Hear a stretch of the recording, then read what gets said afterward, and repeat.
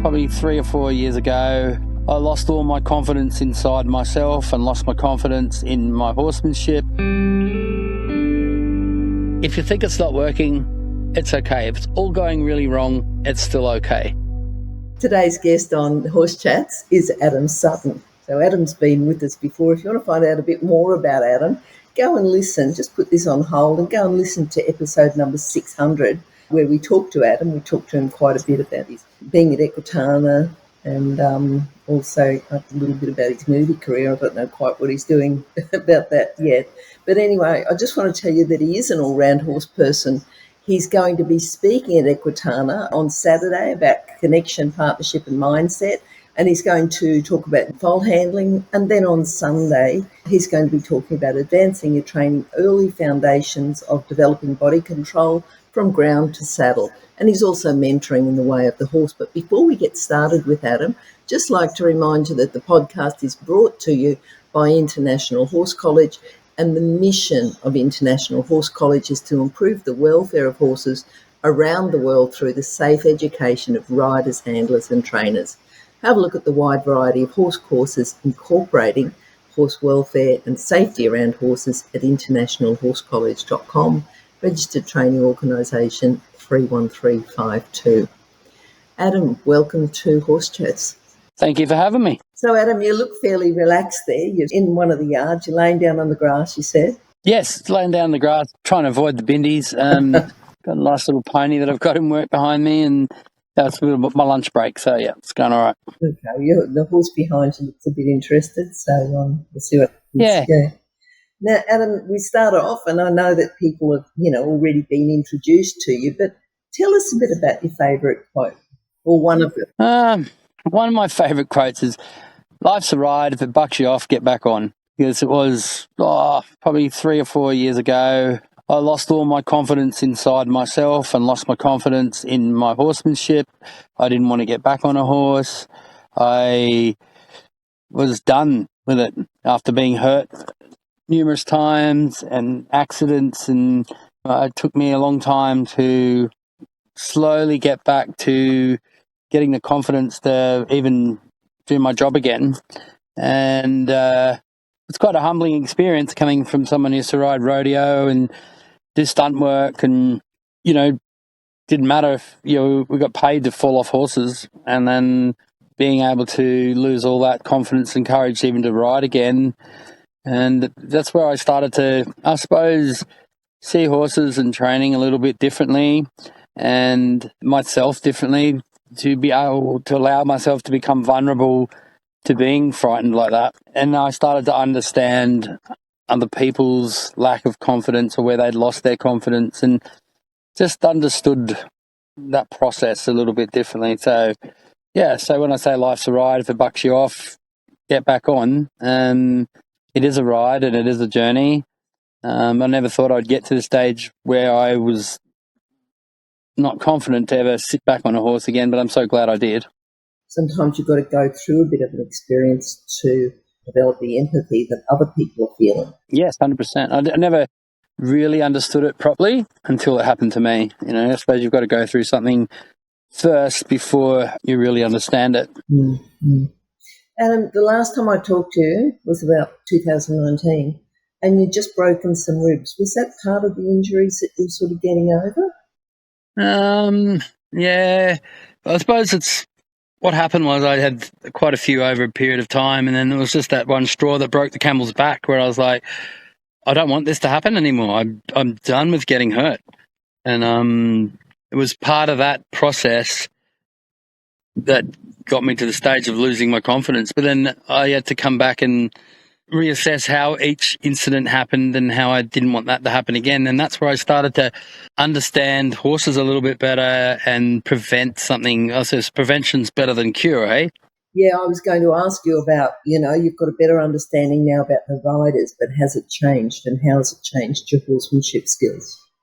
I suppose you make this little transformation over a period of time from cowboy to horseman, and you just start to see little loopholes that haven't been tied up properly or done correctly, and just understanding yourself better. emotionally and seeing horses emotionally rather than physically. Now, this 8-step training method that you use now and you've developed yourself, has that come on more so? Have you sort of cemented that more solidly in the last couple of years? Yeah, 100%. Like, I really work on the first step that I go through is, having a, cool, calm, supple, relaxed mind with your horse and having your horse connected with you mentally. So it's just not a physical thing to do. Like making sure that you see the horse sees you, and you're reflecting each other's energy together. Are you going to be able to just go through those steps with us? And I know you're presenting at Equitana and you're going to go through those. So maybe just the first couple, and then if people would like to know more, they can go and watch you at Equitana. Yeah, so my first step is exercise 1. So I like to have the horse connected to my shoulder. It's a bit like starting a horse under liberty to start with. So I try to lose control of having to hold on to him. I want the horse at my shoulder on both sides. When I walk, he walks. When I trot, he trots. If I stop, he stops. He will walk, trot, and canter beside me. I can move his front end and back end just from my body language and my energy, basically. So I'm not having to push or put any physical contact on the horse. So he's sort of reflecting where I'm at and what I'm doing. And how long, if you get a horse, you just get a young horse in, and I don't know if you take them completely unhandled, but how long does it normally take to get that stage where you feel really connected with your horse and you're ready to move on to the next step? Well, how long's a piece of string? So the old saying is, look, sometimes it can take you 10 minutes, sometimes it can take you 10 hours, sometimes it can take you 10 years. It just all depends on the horse you've got and where he's been at through his life already. Like maybe the trauma he might have been through or hasn't been through. Getting that connection and trust takes as long as it takes. Mm-hmm.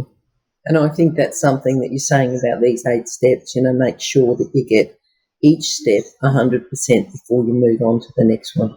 Yeah, because if you haven't got step 1 done right, and if step 1's like 60% right, you think, yep, this is going really good, I'm going to go to step 2, then step 2 is going to be 40% right, and that's sort of going okay, well, I'm going to go to step 3, and then that's going to be 30% right, and then what happens is you start to focus on the bit that's not working, yep. But then you've got to go back to the bit that is working and make it a little bit better, and just working on that little 2% changes every day.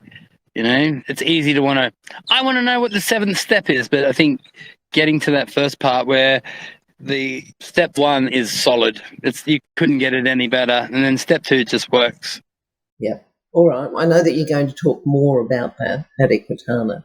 Tell us, what have you done in the last 5 years? Just thinking about the last time we talked was 2019, and you talked about how you stopped riding and then you started again. How long have you been back riding now? You've written a book. Has that been since you lost your confidence and then started again? No, that was before then. That was back in 2010, I think. Did the book, and then just I was doing a whole bunch of thoroughbreds, and I got put under a lot of pressure. I ended up having 3 full-time staff, 3 part-time staff, and had 45 horses in work. And living and working, and we developed an amazing big horse complex, which is awesome. We also, I don't know if people know the racehorse Vow and Declare. We broke him and pre-trained him. He won the Melbourne Cup, and then all of a sudden we had an inundation of doing those. But what happened then is I sort of had no free time living and working on site, and I ended up resenting horses and hating my work because it was 24/7. And now I don't do any racehorses, and I'm not under that pressure anymore. Now I work for myself, and I do one-on-one people and clients. I have 1 staff member, and life is different, because as I said before, sometimes we're told grow and get bigger and expand, and then sometimes that can be good, and sometimes it can lead you down the wrong path that you don't want to go down. And I went down that path and then ended up resenting I suppose you might call it the racing industry a little bit, but I still had the love of horses. But now I don't do big clients for racing industries anymore. I just do my one-on-one with clients now, and it's so much better, and it's so much more rewarding. It sounds like you're a bit burnt out, but you're enjoying the horses a lot more. 100%. I love them to bits. Without them in my life, I don't know where I'd be. But yeah, when it came to big money and stuff like that with the racing, it chewed me apart a little bit. Yeah, so if you're enjoying the horses and that's the reason that you got into working with horses, it sounds like you found your passion. Yes. Yeah. So are you mentoring at Equitana? Yes. Tell us a bit about that. Well, I got given the opportunity, and after doing the Way of the Horse twice myself, and now they've got this mentoring thing where I'm mentoring a girl named Amber Scriver, and so it's been a really cool thing to be able to do, to be able to pass on a little bit of knowledge and be a ringside assistant with her, and being able to share your knowledge and your experience, giving it over to somebody else. And she is so passionate and so energetic about stuff, and it really gives you a bit of, myself, a bit of new release passion in what you do, in going into the Way of the Horse. And this year there's been a couple of rule changes as well, which I think is really important, where we're now allowed to have somebody inside the round yard helping the horses move forward if the horse isn't able to itself. And I think that's been a really good rule change. It started in the Road to the Horse, where that was allowed, and now they've implemented here in Australia. Moving on from there, just tell me a bit about Amber. How did you get started with her? Like, how did you meet her? And, just any key things you've... Well, she got thrown in my lap, let's say, so to speak. She's already a world champion in what she's done. She does extreme cowboy racing. So she's very successful in what she's already done, but she hasn't done a whole lot of colt starting. So Equitana teed me up with her, and she's come and worked with me for 10 days a couple of months ago, and then another 10 days just recently out at Lithgow when we did a breaking in clinic. And so I didn't really know her before this, so it's been a press fast forward, and let's get to know each other, and let's get to working on what we're going to do. So, Adam, you do some horsemanship and ridery. You do the colt training, okay? So tell us a bit more about the colt starting clinics. Not so much what you do yourself, but the clinics. If people are interested in joining you in a clinic, where do you have them? How long do they go for? How can they get started? I presume it'd be on your website, a bit of this information. But tell us a bit more about what you do with the horses, what you do with the people. Yeah, well, we do a variety of different clinics, One of the ones we do is a confidence clinic. I never thought I'd be running confidence clinics until I'd lost mine. We do a beach clinic as well. We do a trail clinic. We do an obstacle clinic. We do a 4-day mindset clinic with Tanya Mitten, and we get a Pilates instructor in as well. I do all the groundwork with the horses and the ridden stuff, and then Tanya does her mindset stuff, and that's probably one of my biggest clinics. We do 3 or 4 of them a year. Mainly we do them on the Central Coast, but I just finished doing 6 weeks on the road. I did clinics in Tasmania, one in Margaret River, and then one out at Lithgow. The one at Lithgow was a colt starting clinic, but it's not just that. People come in with all different varieties of different things that I do, and I sort of trying to steer out of a little bit of the whole starting horses bit, because now I'm 50. My God, didn't know how I ever got here, but I still do it. But I take it really slow these days. I don't.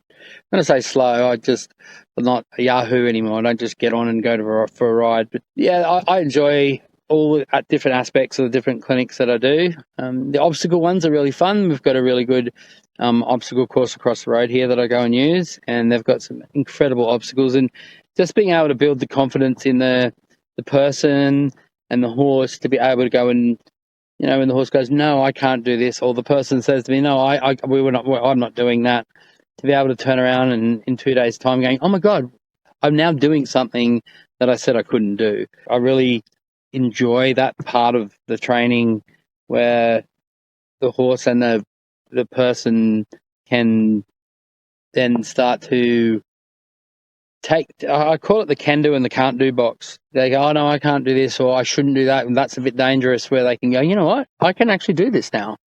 So yeah, the clinics are very varied, but I enjoy doing all types. And I think you've got one coming up in December with Tanya again, haven't you? Yeah, we do. Yeah, the December one is a fun one because it's a Christmas one. We all dress up and do silly things, and we generally have about 14 people at them, and they book out pretty quickly. I think between Tanya and I, we've got a really good dynamic together. She delivers what she delivers, and I deliver what I do. And then, as I said, we then have a Pilates and yoga coach come in, and all the people that come then start to do all their rider position and stretching and yoga and mindset and meditation, and it's a holistic camp, really. It's really good. And just for our listeners, if you're interested in finding out a bit more about Tanya, just go to horsechats.com, search for Tanya, it's Tanja, or Mitten, Mitton, and you'll find a couple of chats that we've done as well. And where is that one in December? It's down in Summersby in the Central Coast. Okay. What's the clinic you're doing then in Tasmania, 10-day clinic in Tasmania coming up? It's a mixed bag. There's some horses being started, some people having just lessons, and some problem horses coming in. And it's a whole variety of everything. It's not actually a clinic where 10 people come for 2 days. It's people bring their one horse in and have sessions over the 10 days I'm there, but all different variety of issues that people are having, either with it be with themselves or with their horse. Okay, now your book, you said that you wrote it before we chatted last time. I'm not quite sure we talked about it, and it's available on your website, isn't it? Yeah, the book's called Say It Out Loud. It's just basically an autobiography, really, of myself. Okay, and I think that's interesting. People are interested in getting started in the horse industry just to find out a bit about Adam and how he got started within the horse industry. Yeah, true. We've all got to get started somewhere. And I remember being told when I was a kid, like, horses won't make you money. And I'm like, I'm not worried about money. I'm still not worried about money. I just get up every day and just do what I love to do. And I was just lucky enough that Random House wanted to publish a story about me. Yes, I got told the same thing. Don't work with horses, don't work in the horse industry. There's no money. And I'm actually presenting at Equitana about making money with horses.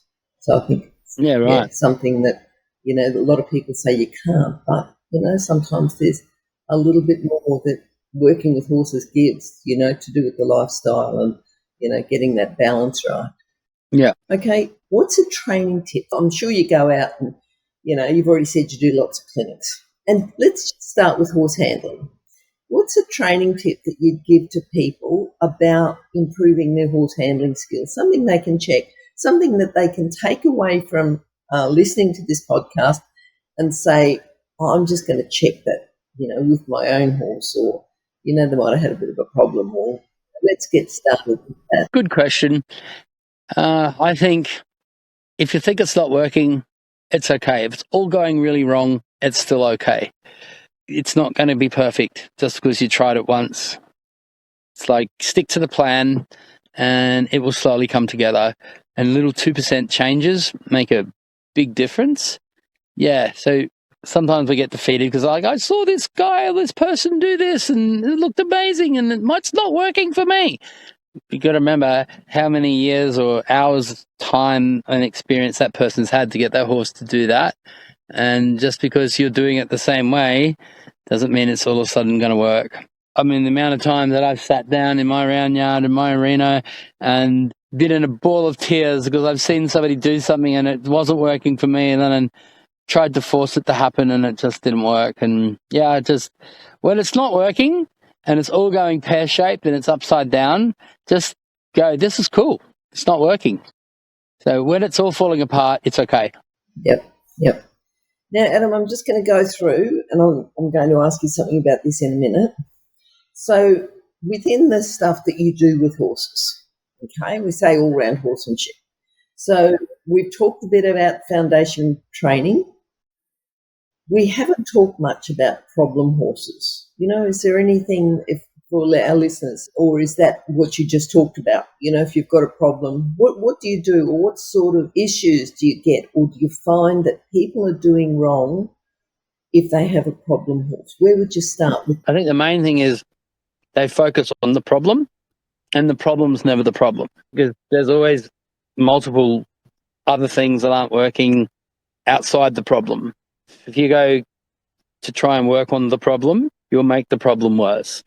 It's like, as I said, I go through this 7-step program, and if I don't have exercise 1 working, why should I be working on exercise 4? Do you find yourself being a bit of a counsellor? Oh, God, I think a horse trainer has multiple hats on at times. Yeah, I could call myself a part therapist. And it was quite funny, it's probably a couple of months ago. I had a client's husband come up, and he came up and said, I need to meet this person. He's like, I just want to know what you've done to my wife. And I'm like, what do you mean? He goes, she's got this new air about her. She's got this new walk about her. She's got this new persona about her. And I'm like, yeah, because she's now feeling confident in what she's doing, and she's now connecting with her horse better and connecting with herself better, and moving forward and getting confident again. And for him to come and say that, I think meant a lot for him as well, but it meant a lot to me, and sometimes you don't really realize these little lessons that you pass on from your own experience to other people, and that's really rewarding. All right, so the husband was pretty pleased then, huh? Good. Yeah, and just seeing people along their journeys start to get, doing, as I said before, like starting to do things that they once said they couldn't. Oh, I'm not riding down there. I'm not riding out of the arena. And next minute, I had another person the other week send me some videos of them riding up and down the beach when she told me there's no way I'm riding out of the arena. And then we took her out on a trail ride. We went here and we floated here, and I took her for a ride on the beach. Now she's doing it herself. And I was just like, wow, it just makes me go, yeah, that's what you do. And it makes you feel good. And, that they really value you. And I value them. And some clients become good, close personal friends after a while. Adam, what else? Because we've sort of been on, and I appreciate that your phones have been a bit of a problem, or we've had to stick it in the freezer. Me and technology, it doesn't work together. So for our listeners, we've been joined on a couple of different times because Adam's phone's just gone off, and we've had to put it in the freezer and wait. It's in the freezer at the moment. I've just got to remember to get it out of the freezer. Okay. All right. So if people have got questions for Adam, they can speak to him at Equitana, and I think we've already said the times and what the teaching, but also to have a look on the Equitana website and, just confirm where he is and what he's teaching, and maybe chat to him afterwards. And also to Adam, they can go to your website. Is it adamsutton.com.au? That's the one. Or on Facebook, as well as All Round Horsemanship. Okay, and also to just go to horsechats.com, and you can search for Adam, search for Sutton, and remember he's already done a chat for us, number 600. Go to that if you want to have a look again, but all the contact details are at the bottom of each page, so just get the latest chat and have a look for those contact details if you'd like to reach out of him, particularly if you're looking at the upcoming schools and clinics. He has those details available.